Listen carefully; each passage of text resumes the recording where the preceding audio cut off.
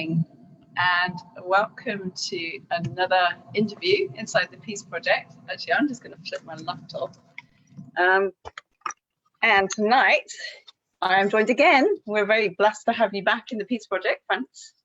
Yes, I'm excited about it. And I have asked Frans to come in and talk to us about the importance of being grounded. And we're also going to do a little meditation tonight. We are. Just to take you into the weekend, because last time we spoke about the Reiki precepts, didn't we? Which is like the foundation of that sort of practice. But today's going to be a bit more practical. Yes. And for those of you that are Reiki trained, I'm really excited for you because I learned this content with my original teacher, but then when I went back and learned it with Frans, it was a much deeper level. I love the way you describe it, and it took on a whole new meaning for me. So I'm really excited to share that with people. For those that aren't Reiki trained, I'm really excited that you get to experience this, because meditation is a really valuable tool in our day-to-day lives, and we'll talk a little bit about that, I think. And I think it's so important right now with a lot of change going on and some uncertainty, and we all seem to be rebirthing ourselves, that I would want everyone to have this tool to support them in their day-to-day life, but also in their spiritual journey and their spiritual growth. So my question to you, Frans, is why do you think it's so important to be grounded? What's your take on that whole? Because I know that you've got loads and loads of learning around the importance of this, so I'd love you to share. Well, you know, I talked to this a lot, and over the years also very interesting. You know, if you look at all these old teachings, you know, some of these meditation practices have come out the East, or some of the shamanic practices, or, you know, these are really ancient practices. And for example, there's a lot of meditation practices now what come out of the East, for example, and what focus on the breathing through the nose, and you focus kind of on the nose.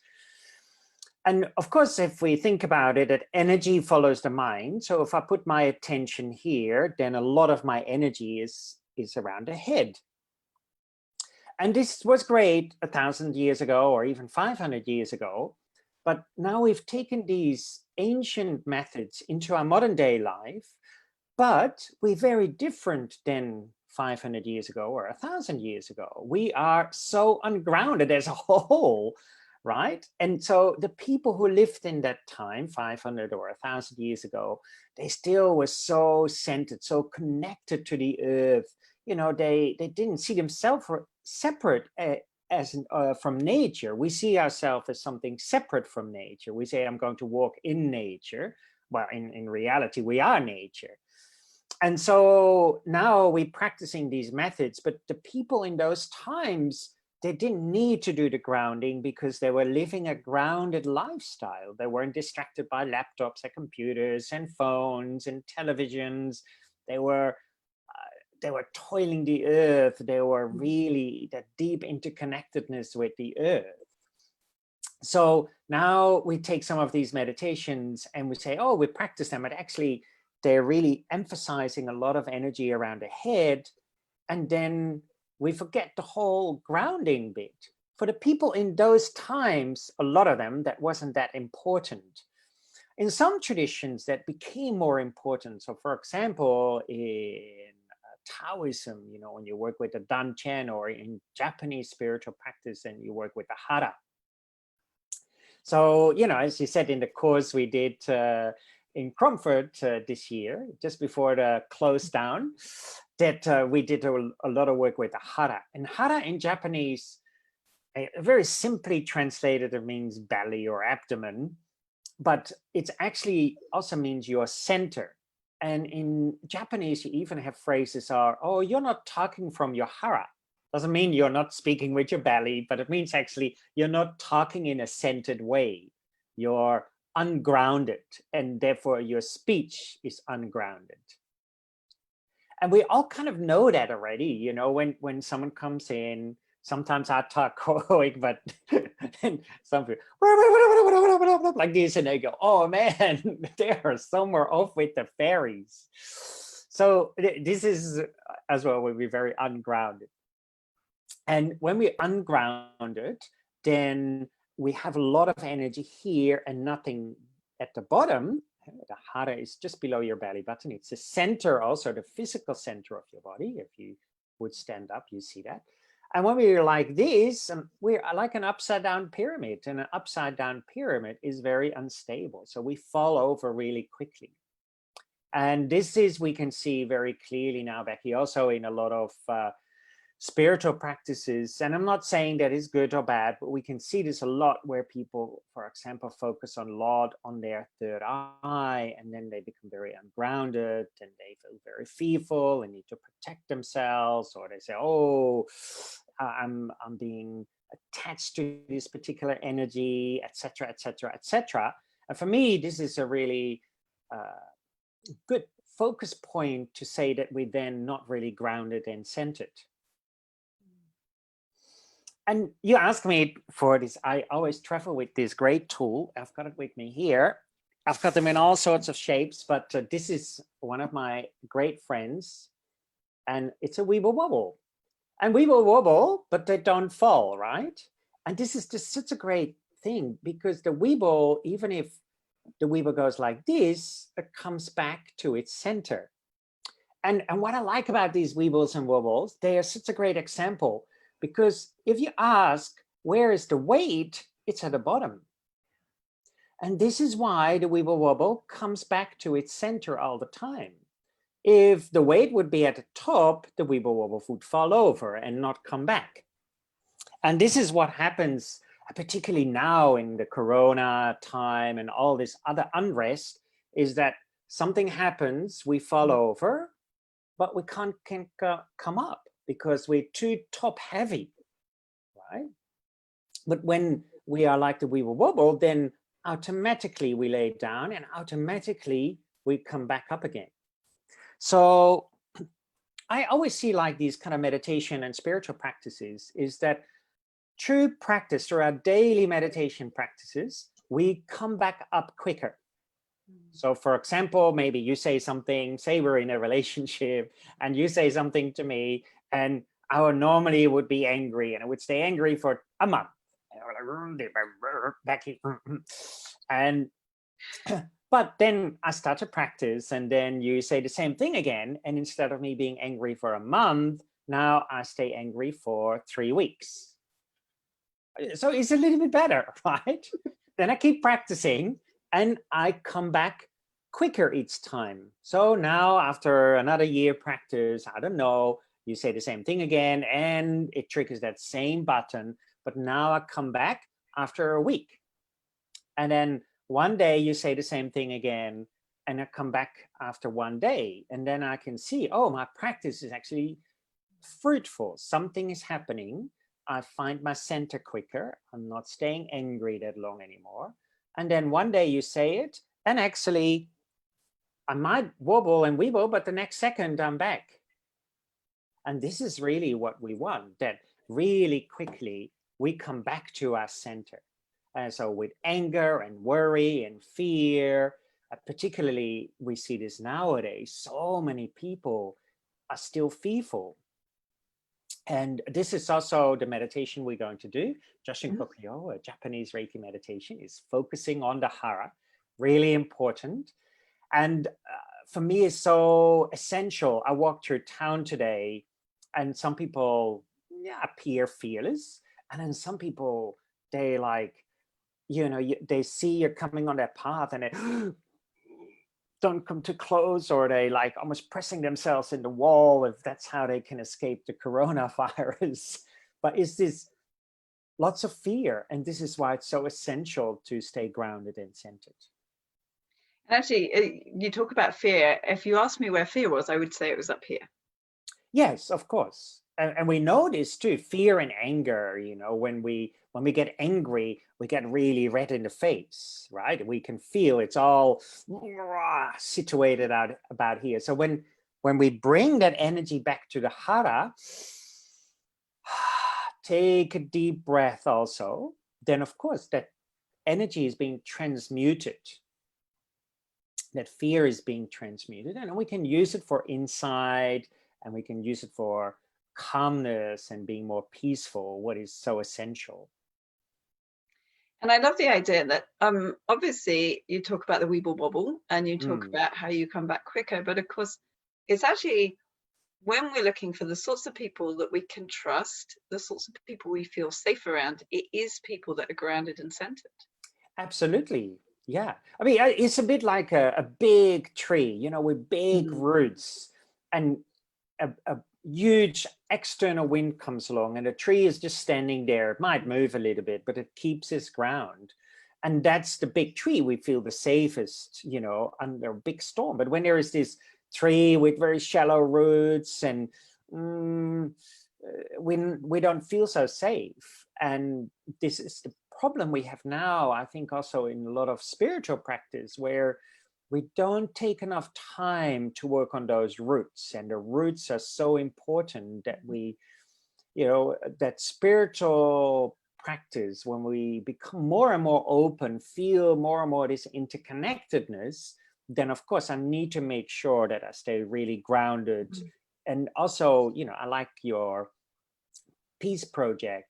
If I want to have peace in the world, I first need to find that peace and stability within myself. And then Becky can become this big tree, this, you know, solid, grounded person where we feel safe to say, oh, I can come to Becky because I feel safe. She will protect me, she will help me, she will guide me to feel safe myself in the end. Because that's a big part of our work, is actually demonstrating the benefits of our own meditation practice and what is possible. Because I think, and just like a parent does to a child, and you know, I'm thinking about parents a lot in this situation, you know, having their own strong foundations, their own solid practice with their groundedness is so valuable for their children, because children haven't developed that yet. Yeah. You set an example, you know, and this is the thing I often say, you know, if you practice a spiritual practice and you want to teach it, you are your business card, you know, it's not some little card, but you are your own business card. How do you present yourself to the world? And I see this now, and again, is not good or bad, but I've seen quite a few videos appearing. As you know, a lot of people do these Zoom things nowadays, and people who teach spirituality, and actually the way they look and the way they come over on these videos is very fearful, really scared, very withdrawn. They try as much as their best to be positive, but underneath you can see there is a lot of fear, a lot of worry, not being happy within themselves. And then we know it's unstable, you know. And if I always say, if within yourself, say Becky, and Becky really rediscovers her own inner great bright light, very luminous and bright, then automatically people will be attracted to that. Because if it's a dark day on a dark mountain and you see some light on the top of the mountain, people will be drawn to that. So what is happening there? And there's Becky sitting, dancing around the fire. And people will come and say, hey, why are you still happy? Why are you positive? Why do you look vibrant? And even that's a difficult time, or I know you're going through a difficult period of your life, you still look vibrant and happy. I want what you are having. But that only comes from inner stability. Yeah, and I love the fact that you point out that the hara is in the center of the body. It's our central point. If you bent us in half, that's exactly where that energy point sits. And I think, you know, if you look at all those ancient teachings, we come to the same conclusion, you know. So I love that. So should we have a play? I'm ready. Yes. So I'm well aware, and I want to say hi to everyone on the call, because there's quite a few people joining us tonight, which is beautiful. So hi, Gail, Julie, Carolyn, Haley, Tim, David. So Hi to you all. Thank you for being with us tonight. And I love this idea that we're stepping into the weekend with this. We're choosing for this, which is a beautiful choice. So not everyone on the call will be Reiki trained. So can you just talk us through the process from sort of the very beginning, an idiot's guide, Yes. if you can, to this whole process? And I'm going to scribble furious notes for future reference. So this particular meditation can be done in many different ways. Generally, a lot of Reiki teaches it one way. I teach it in a different way depending on the person. Right? Of course, in a class, I would say, okay, we learn it this way. But if it would be one-on-one, I might teach it slightly different. So what means is, if there is a storm outside and it's ferocious, then we need to hold on to more things, isn't it? Right? Say, imagine a tent. We need to put more ropes around a tent, hammer more, how do you call them? Those packs in the soil, you know, to make it really stable. So if it's not that windy, then, well, maybe 4 of these ropes will do. If it's very quiet, don't worry about that rope, don't worry about the pegs, it's not windy, the tent will be fine. So it's the same with meditation practice. If outside or inner turmoil or outside turmoil is very calm, we actually can do a meditation practice very simple, just focusing on the breathing. So then we breathe in, focus on the breath, and then we bring the breath and the mind down to the hara. And then we feel from the hara that mind and breath expanding through our body and out into the surroundings. But if we feel that we have a little bit more turmoil, we use a little bit more rope. So now we can use an extra visualization, for example.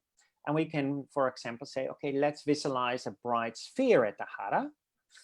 Then we breathe in and we bring the breath and the mind to this bright sphere at the hara.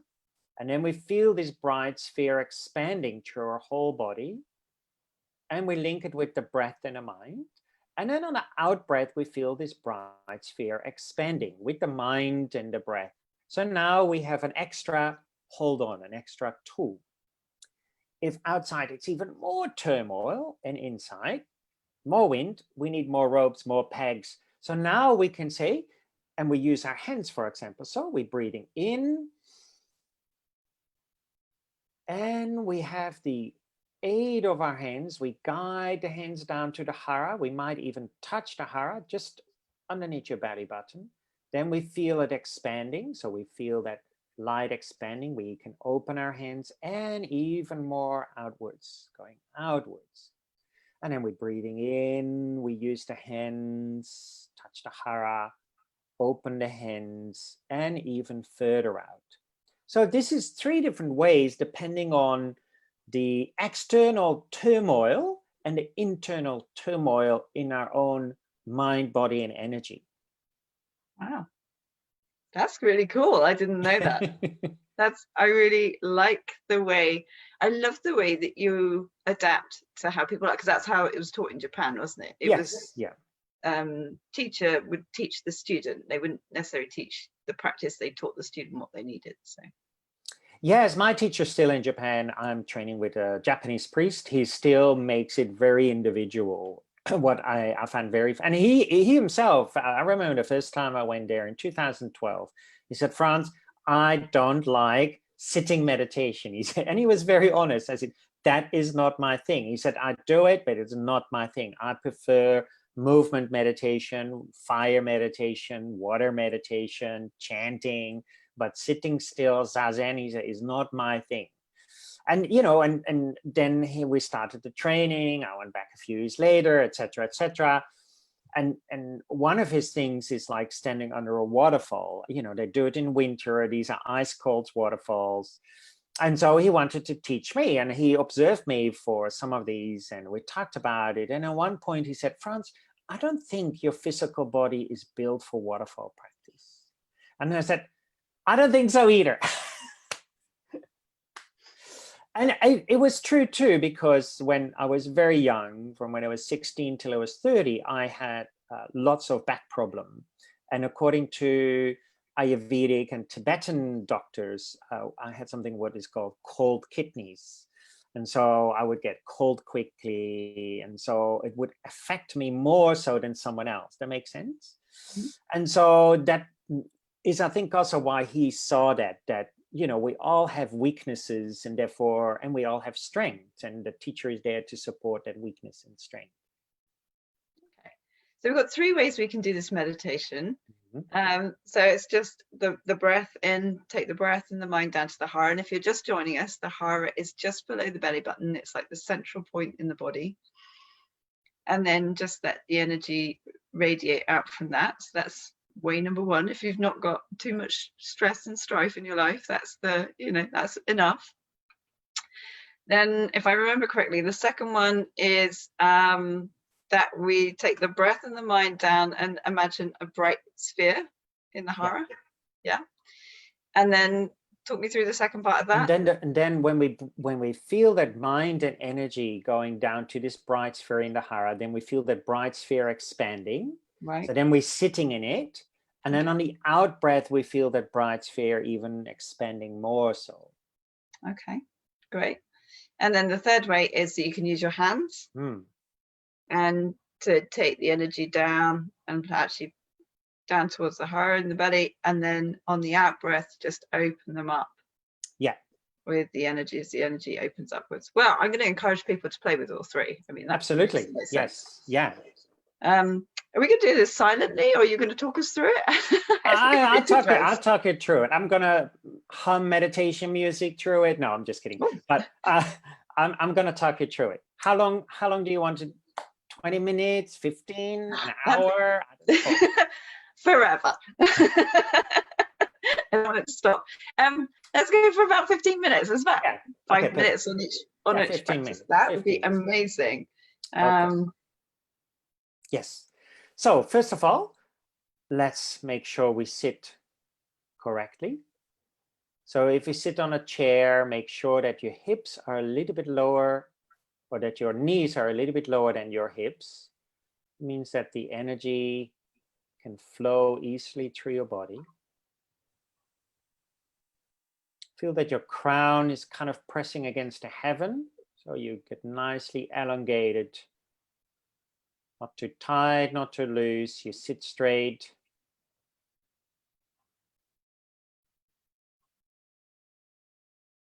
And first, we take 3 deep in and out breaths like this.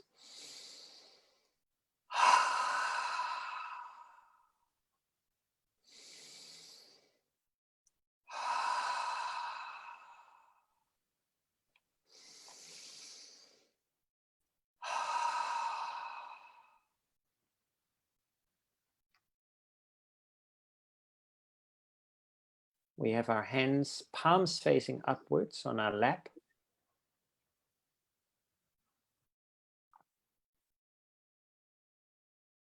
And on the in-breath, feel the breath and the energy entering your nose. And link that with the mind. Bring the breath, the energy, and the mind all the way down to the hara, just below your belly button, deep inside your body. And feel the breath and the mind expanding through your body, your legs, your torso, your head, your arms. And on the out breath, feel the breath and the mind and the energy going out through your skin and into the surroundings. So we're breathing in through the nose, all the way down to the hara.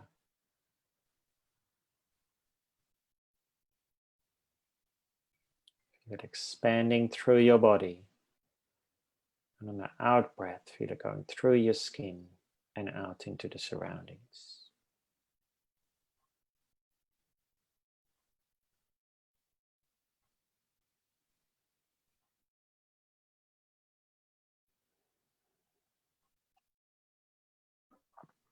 And just follow this pattern for the next 15 minutes.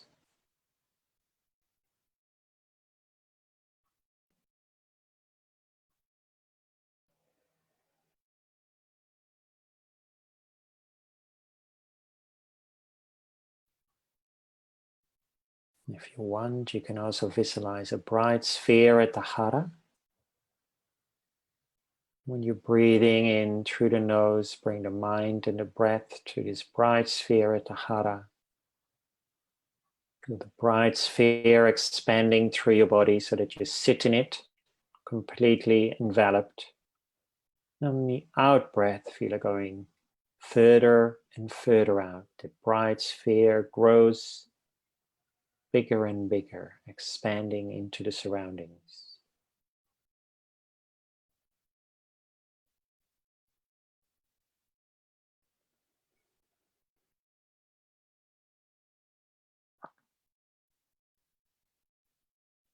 If you get really distracted, use your hands on the in-breath. Use your hands to guide the mind and the breath down to the hara.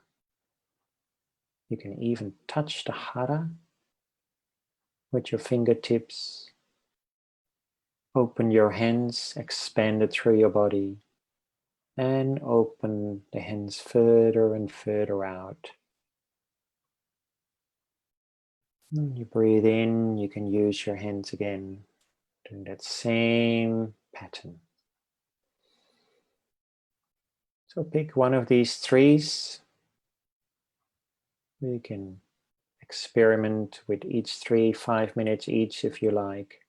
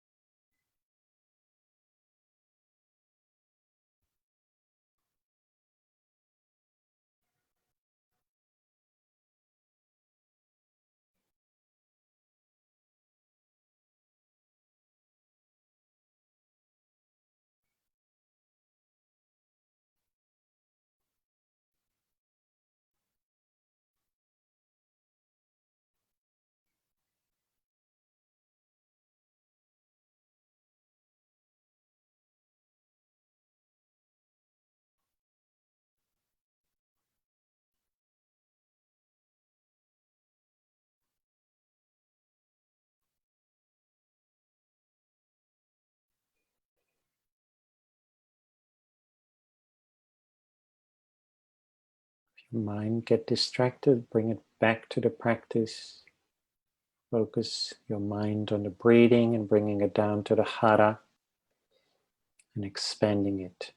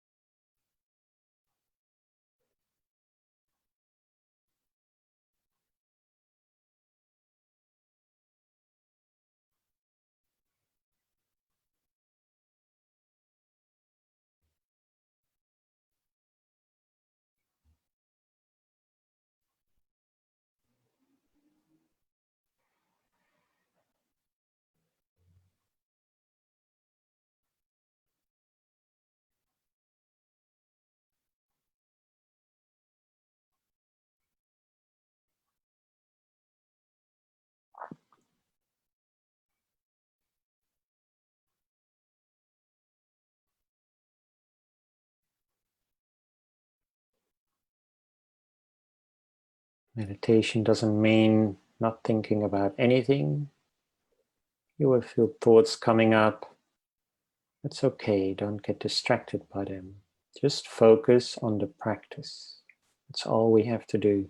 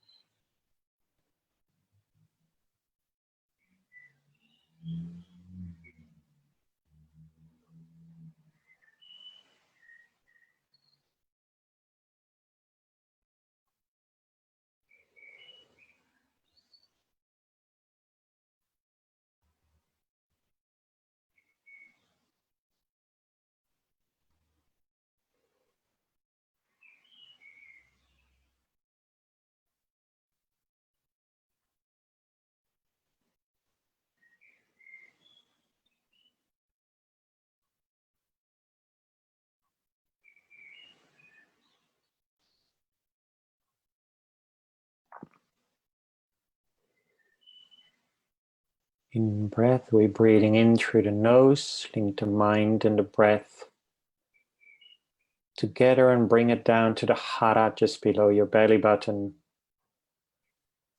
Feel it expanding through your body from the belly button, from the hara center out through your whole physical body. On the out breath, feel it going through your skin and out into the surroundings.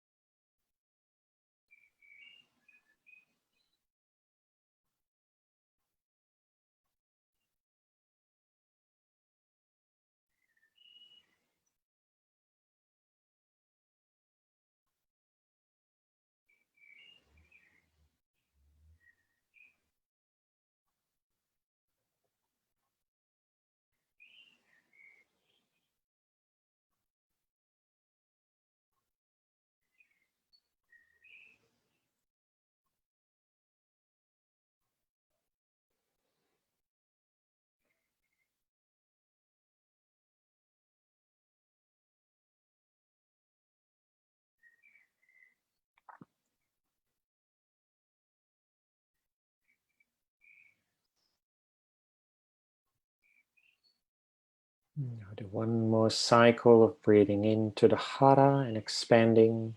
And after that, we gently open our eyes.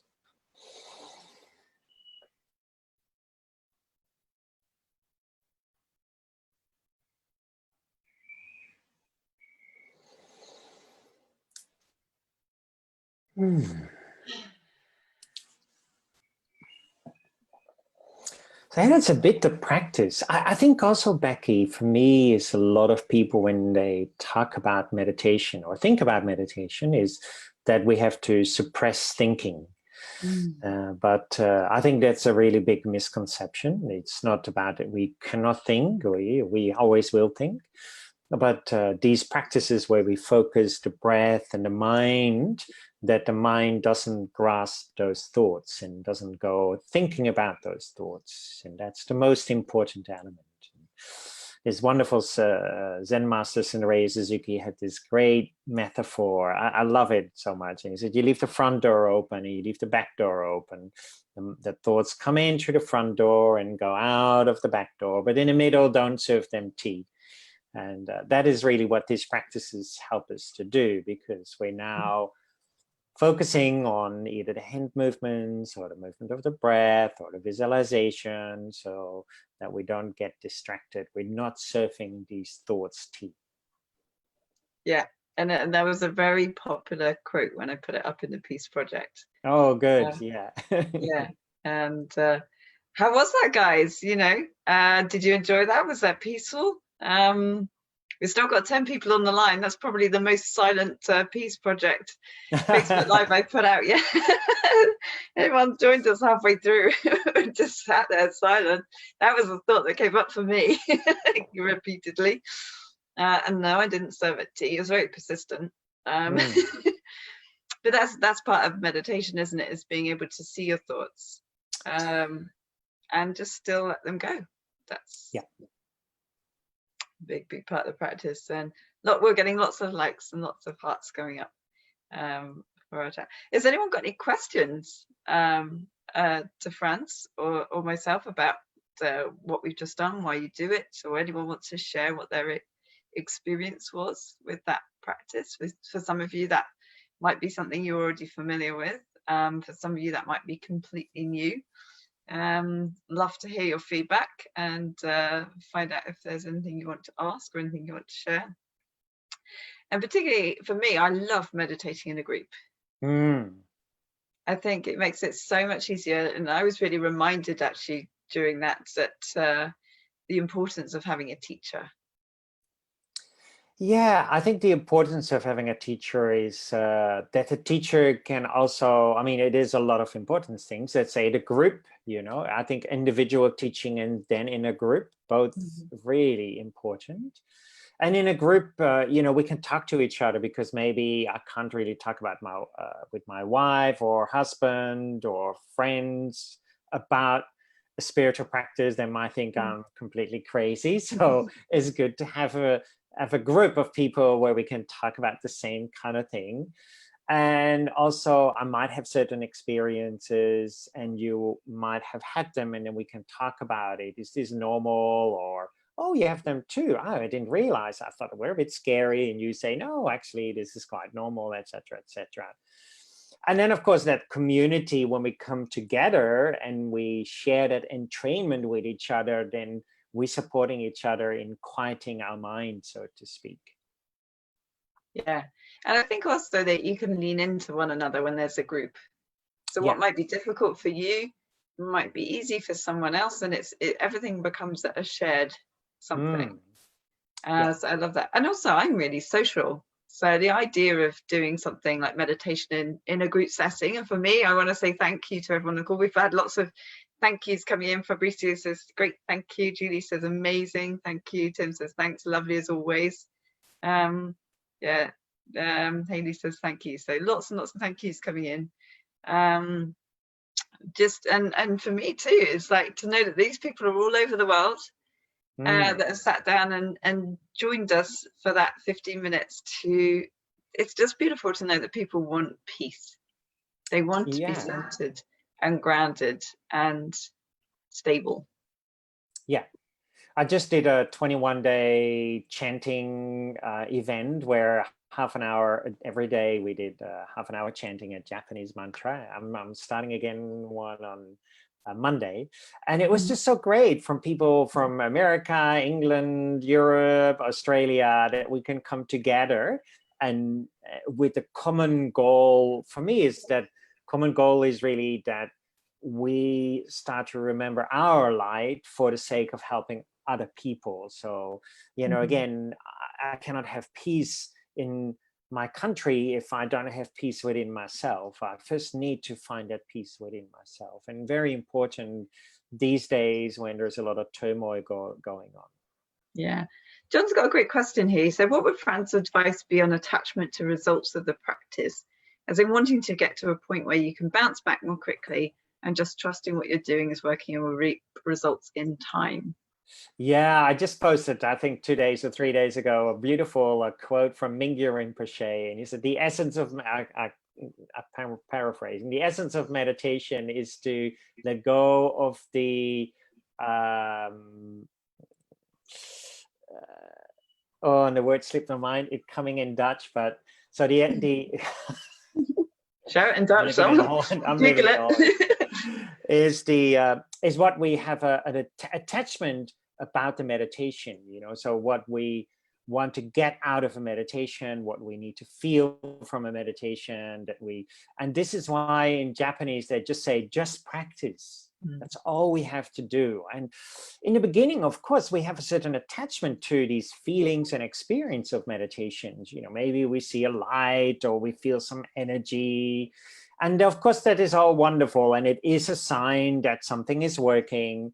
But then it can also become an obstacle, because then when we sit down and we do a practice and it's not there, whatever that is, then we say, oh, it's not working today. But actually, then we kind of distracted by the aim of the meditation. So therefore, we just practice, just follow the practice. I'm doing a 4-hour chanting to fundraiser tomorrow, and I'm doing this Japanese chant. And if you translate it, it's like within the chant, if you translate it, part of it is like, oh, wrathful one. And someone wrote, how can you chant a meditation? We want peace. We don't want more wrathfulness. And I said, well, I think you're misunderstanding what it is really about. But this is what we do. We get caught up in words. We get caught up in feelings and sensations, what we have during these practices, while ultimately all we have to do is just to practice. And I would add to that just run the experiment and find out.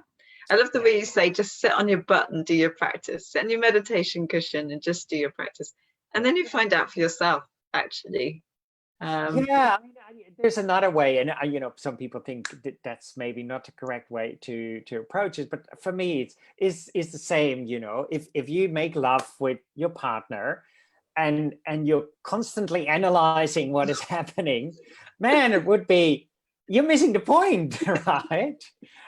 Yeah. Either one of you will say, well, can we just stop because it's not working, right? So it's the same thing. You just go up with the practice. You're just enjoying what you're doing right now. We don't need to analyze it, don't need to contemplate it. But it's the same kind of thing. We just do the practice, just sit on your butt and do the method, whatever it is, chanting or a meditation practice, without all that. In a lot of those traditions, let go of past, present, future. And we understand a lot about the past, and we say, oh, yes, that happened to the past, and I'm getting caught up with it. Oh, now I'm worrying about the future. We can understand that too. Some people have difficulty with the present, because we often say, oh, we have to be present. But letting go of the present means let go of the analyzing that moment. Because if I'm analyzing, I'm not present anymore either. So, and we feel that, of course, again, when we make love and we analyzing, then one of the person will definitely say, where are you? You're not present.